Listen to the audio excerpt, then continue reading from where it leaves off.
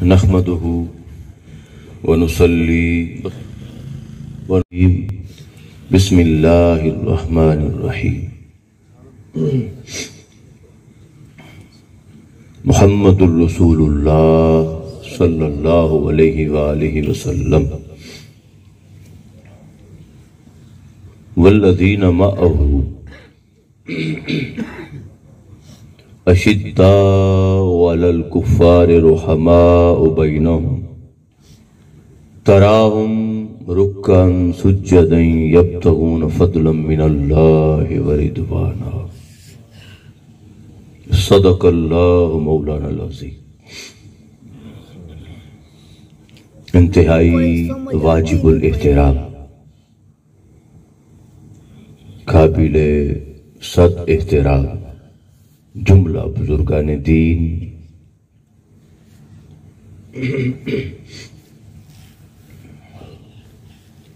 عاشقان مصطفیٰ صلی اللہ علیہ وآلہ وسلم، غلامان صحابہ رضوان اللہ تعالی علیہم اجمعین،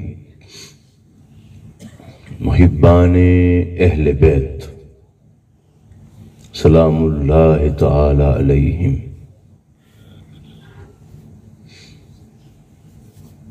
سادات کرام،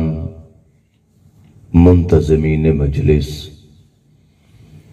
بالخصوص واجب الاحترام محترم المقام قابل صد احترام پیر طریقت، رہبر شریعت، قدوۃ الاولیاء حضور پیر ظفر علی شاہ صاحب گیلانی قدس سرہ العزیز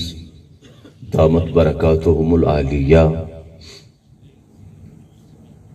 واجب الاحترام حضرت والا شان حضرت صاحبزادہ پیر محمد شین شاہ صاحب زید مجدہ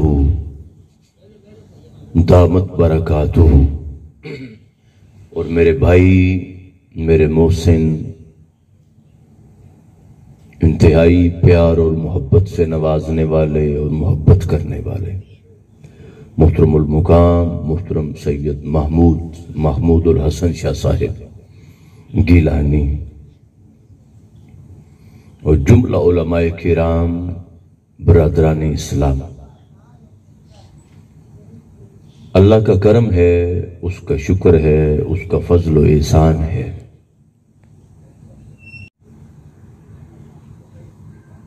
سادات کے سائے میں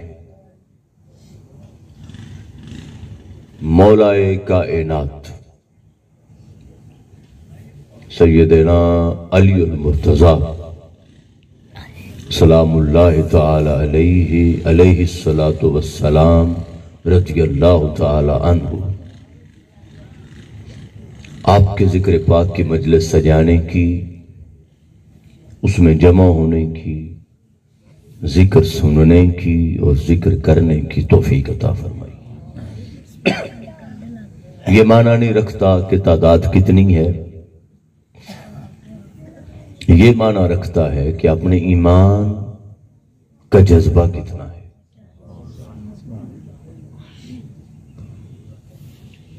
بات کرنی ہے، بات سنانی ہے، ذکر کرنا ہے، ذکر سننا ہے،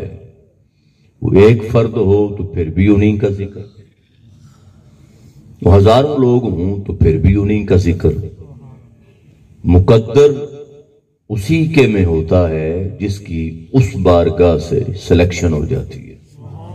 اور جس کا اس بارگاہ سے انتخاب ہو جاتا ہے۔